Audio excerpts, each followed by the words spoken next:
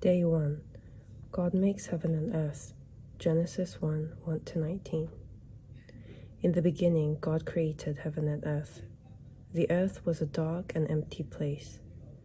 There was only a roaring black ocean covering empty land. God called out in the darkness, "Let there be light." Suddenly, light shone down and created the first day. On the second day, God said, "Let the sky be separated from the ocean." The ocean and the sky obeyed God's command. On the third day, God said, "Let the ocean be separated from the dry land, and let there be plants and trees, so that the earth may be filled with living things."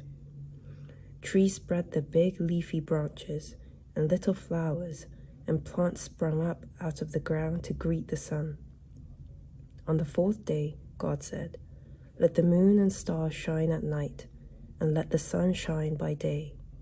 These lights will mark the seasons and shed light on the earth." God looked around and saw that all he had done was good. Day 2. God creates the fish, the birds, and the animals. Genesis 1, 20-25. On the fifth day, God said, "Let the ocean be filled with sea creatures." Just then, the water began to churn with life. Great whales lifted their mighty heads. Dolphins jumped and splashed in the sunlight, and little sea crabs scuttled along the seafloor. God saw all this was good, so he said, "Let the sky be filled with creatures of the air." Seagulls swooped in the breeze along with butterflies and buzzing insects. God created all of them, big and small, and to each he gave his blessing. God was happy with the creatures of the sea and the air. On the sixth day, God said, "Let the deserts and valleys and mountains be filled with animals." And that's what happened. Elephants trumpeted loudly, giraffes stretched out their spotted necks towards the trees, and porcupines waddled on the ground with their prickly bodies. The earth was home to animals of all shapes and sizes, both wild and tame. God loved watching them play with each other. He was very pleased and blessed each and every one of them. Day 3. Adam and Eve. On the sixth day, God looked around at all the animals and the earth, and the animals of the sea and sky. Still, something was missing. So God said, "I will create man. He will be special because I will make him in my image." Then God took a handful of soil, and out of it he made Adam. God loved Adam. He even let Adam name all the animals, but God said, "It isn't good for man to be alone." So God took Adam's rib while he was asleep, and out of it he created the first woman. Her name was Eve. She was the perfect partner for Adam, and Adam loved her. God gave Adam and Eve his blessing. He said, "The earth is filled with animals you may rule over, and many good plants and fruits you may eat. Fill the earth with your children, and care for all the living creatures." On the seventh day, God had no work to do, so he made it a special day of rest. Day 4.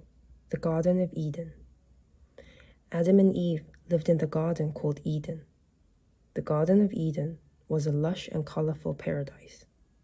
Plump ripe fruit grew from the trees, flowers blossomed, and waterfalls crashed down merrily with clear, cool water.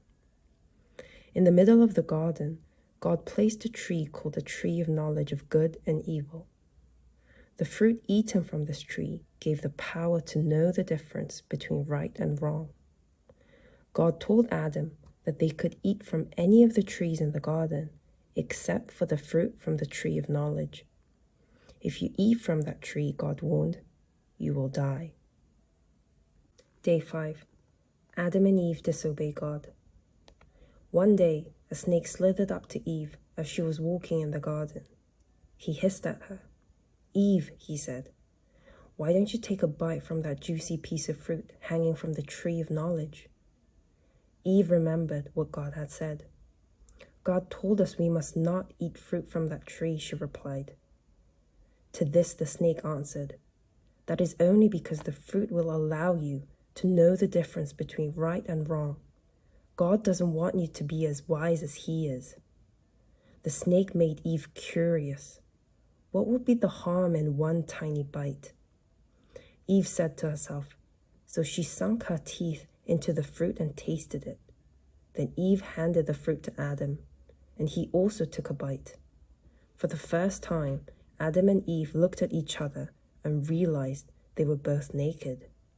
They were embarrassed and quickly covered themselves up with the biggest fig leaves they could find. Day 6, out of Eden. That afternoon, Adam and Eve had God walking in the Garden of Eden. They were frightened because they knew they had disobeyed him. They hid behind the trees and plants, hoping God would not discover what they had done. But God knows all things. God called out to Adam, "Why did you disobey what I said and eat the fruit from the tree of knowledge?" Adam answered, "Eve was the one who took the fruit. It's her fault." And Eve said, "But it was the snake who told me to take the fruit, so it's the snake's fault." God loved Adam and Eve very much. He was disappointed that they did not listen to his command, but chose to listen to the sneaky snake instead. He gave Adam and Eve some animal skins to cover themselves up from the cold. Then he cast them out of the Garden of Eden. They had to live on dry land and work hard for their food. Day 7, Cain and Abel. Adam and Eve had 2 sons named Cain and Abel. Cain farmed the land. Abel was a sheep farmer. One time when the brothers were still young men, they made an offering to show God how much they loved him. Cain saved parts of his harvest grain and offered it to God. Abel killed the firstborn lamb from one of the sheep. He butchered the lamb, cut off the best parts, and offered them to God. God was pleased. He accepted Abel's offering, but he didn't accept Cain's offering. Cain was filled with jealousy toward his brother Abel. So God said to Cain, "Why are you upset? If you do what is right, I will accept your offering." But Cain wasn't listening. He was too busy trying to figure out a way he could get back at his brother. A few days later, Cain said to his brother Abel, "Let's go for a walk." Abel followed his brother far off into the fields and over the rocks. When Cain was certain that they were all alone, he attacked his brother Abel.